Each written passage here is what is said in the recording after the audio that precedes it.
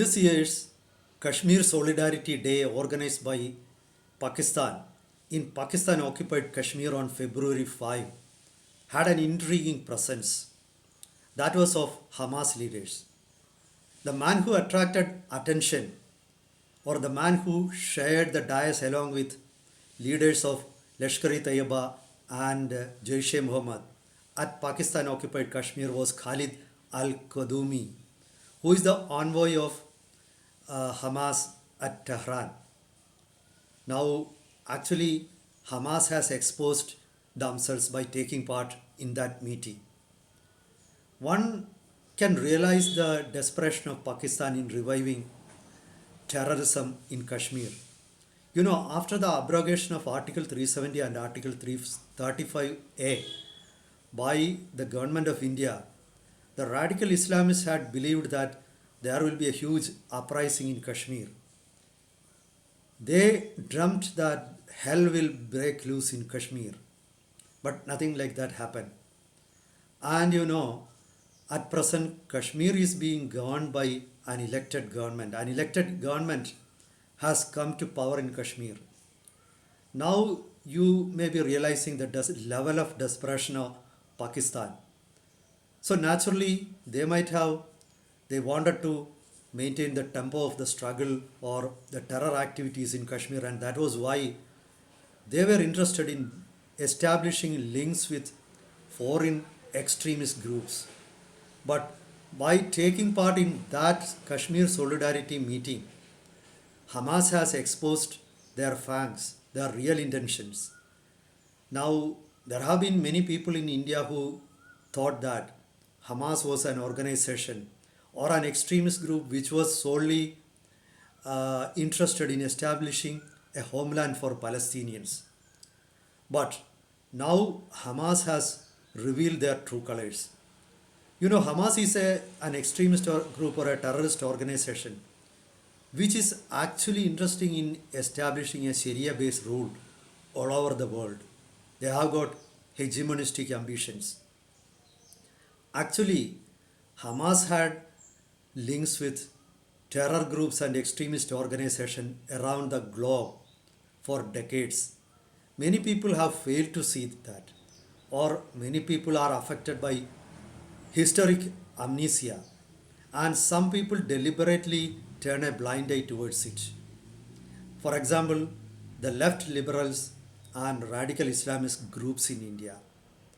And but this incident has actually exposed them. Now, what should be India's policy towards Hamas from now on? Because India is yet to declare Hamas as a terrorist group. So they are not a terrorist group in India at present as per the laws. Let us take a closer look into the emerging political situation in Kashmir, and let us think about what should India do in the context of active interest being taken by Hamas in Kashmir. Welcome to Insights. I am Hari Kumar. As I said earlier, Hamas had links with various extremist groups around the globe for decades. Actually, Hamas was inspired by the Muslim Brotherhood, which has its roots in Egypt. And Hamas has active links with Hezbollah, which is a militia group based in Lebanon. That is an open secret. Everybody knows about it.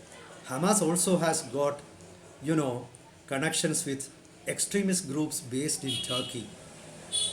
And when it comes to their links with extremist groups in India, let's walk down the memory lane. Actually, Hamas had links with extremist groups in India right after their formation. The group known as Students Islamic Movement of India, or SIMI, was formed in, I think that was in around 1987. Then it was a part of, or it was promoted by Jamaat-e-Islami, Hind. Actually, Jamaat-e-Islami had two student organizations at that time. One was the Students Islamic Movement, or SIO, which was active only in higher education institutions. And the Jamaat Islami actually wanted to get penetrated to all educational institutions in India, and that was why SIMI was formed. you know then Simi had developed links with Hamas right from the beginning. Actually, that was the reason for the difference of opinion between Simi and their parent organization Jamaat Islami later. There was a reason for that. In late 1980, I think that was in 1989, Palestine Liberation Organization leader Yasser Arafat visited Delhi. Then there was a black flag protest held against Arafat, and that was led by Simi. Because by that time Simi had established very solid relations with Hamas, and Hamas and Simi actually were against Yasser Arafat. They thought that Yasser Arafat was a Western stooge and he was a puppet in the hands of the US and France. So that was the reason why Simi organized a black flag protest against Yasser Arafat. And now you might have realized the influence of Hamas on Indian organizations. Actually, Hamas had funded Simi. By late 90s, Hamas leader and both their political and spiritual mentor, Yasin Malik, had addressed a Simi meeting which was held in Kanpur. I think that was in 1997. But by 2001, Simi was banned in India because the government of India got enough evidences to prove their involvement in terror activities in the country, and they were banned. And those leaders of the banned Simi later joined or formed Popular Front of India, and I think that was in 2006. Right from then on, Popular Front had links with Hamas. Actually, Popular Front was an organization that was modeled after Hamas. They were in awe of the activities of Hamas, and they actually wanted to take part in the administration, to be part of the administration on one hand, and to pursue jihadi activities or terror activities on the other hand.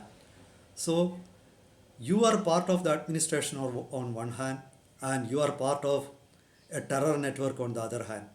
And it was the actually that aspect of Hamas that attracted Popular Front of India. There had been many reports that actually Popular Front had received financial help also from Hamas through Turkey. So now it becomes clear that Hamas has got a very active interest in South Asia and especially India. Now, against this backdrop, India needs to declare Hamas as a terror organization. Their mere presence in the meeting organized in Pakistan occupied Kashmir and their sharing of dais with leaders of Jaish Mohammed, Lashkar-e-Taiba, which are declared terror organizations in India, testify their real intentions. And Pakistan now desperately wants to revive terrorism. And I won't be surprised if Pakistan uses the help of Hamas to train terrorists as well as to plan terror attacks in India. So I think this is high time that India declared Hamas a terror organization. And moreover, nowadays there is talk of relocating Palestinians in Gaza Strip to other countries. Actually, the United States wants to relocate residents of Gaza to Egypt and Jordan, but Egypt and Jordan had dismissed such an idea.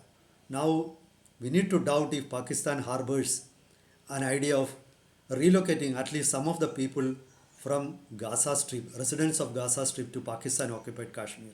So, on that pretext, they could be bringing terrorists from there, and perhaps the presence of these Hamas leaders in Pak-occupied Kashmir is the tip of the iceberg, and it might have been a part of a larger plan. I think anyway India needs to be very cautious, and Now there are reports that many terrorists are waiting on the launching pads in Pakistan occupied Kashmir. They are waiting for the summer to launch an attack against India. I think it is high time that we realize the seriousness of the situation. Perhaps I think this gives us an opportunity to provide an active support to Israel also, and whichever country uh, who are fighting against extremists anywhere in the Middle East, because we have also got stakes there. Our fortunes are linked. The fortune of peace or the stakes of peace in India is dependent on peace and the end of terrorism in West Asia and the Middle East. Thank you, and meet you with another topic next time. Till then, goodbye.